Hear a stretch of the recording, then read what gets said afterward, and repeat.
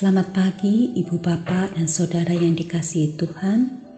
Selamat memasuki minggu kerja yang baru dengan sukacita dan ucapan syukur atas berkat kebaikan yang Tuhan telah sediakan bagi kita.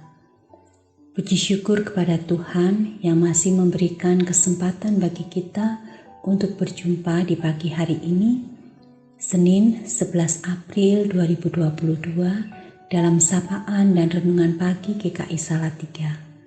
Dengan penuh syukur, mari kita datang kepada Tuhan di dalam doa. Allah Bapa di dalam surga, sungguh kami berbahagia dan berterima kasih buat hidup kami di dalam Engkau. Kami bersyukur buat firman-Mu yang akan kami dengar dan renungkan bersama. Kiranya Roh Kudus memimpin, menolong serta membentuk hati kami menjadi tanah yang subur bagi benih firman Tuhan. Dalam nama Yesus kami berdoa. Amin. Ibu, Bapak, dan Saudara yang terkasih, tema renungan pagi ini adalah berani taat. Nats firman Tuhan yang mendasarinya diambil dari Filipi 2 ayat 8 yang berbunyi demikian. Dan dalam keadaan sebagai manusia, ia telah merendahkan dirinya dan taat sampai mati, bahkan sampai mati di kayu salib. Ibu, Bapak, dan Saudara, Filipi 2 ayat 8 yang menyapa kita saat ini mengingatkan kita akan ketaatan Kristus kepada kehendak Allah Bapanya.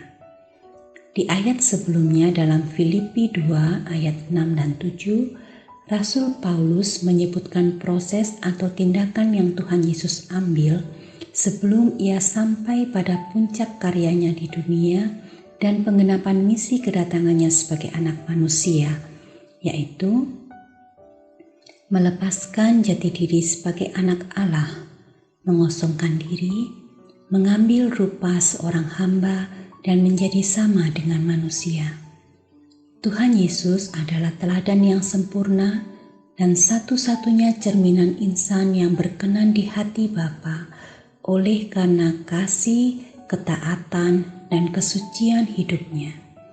Filipi 2 ayat 8 menegaskan bahwa ia mati dalam keadaan sebagai manusia, di mana ia pun dapat merasakan sakit, takut, dan gentar.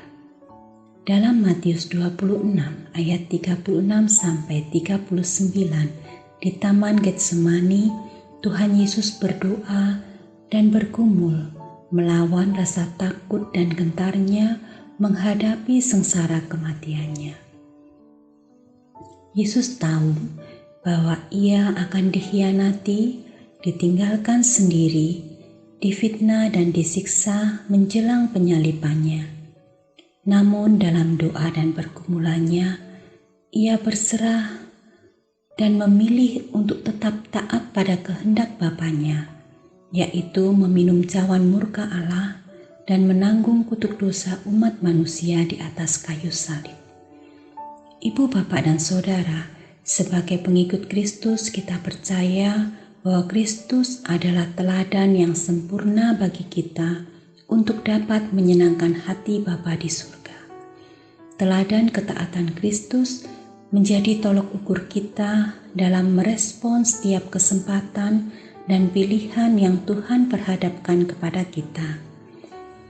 Ketaatan memerlukan keberanian dari kita untuk menyangkal dan mengosongkan diri, menyerahkan hidup kita sepenuhnya kepada Tuhan di mana kehendak-Nya lah yang jadi, merendahkan diri dan memikul salib hidup kita masing-masing karena kita sudah mengalami kasih Allah yang agung dan mulia melalui pengorbanan Kristus.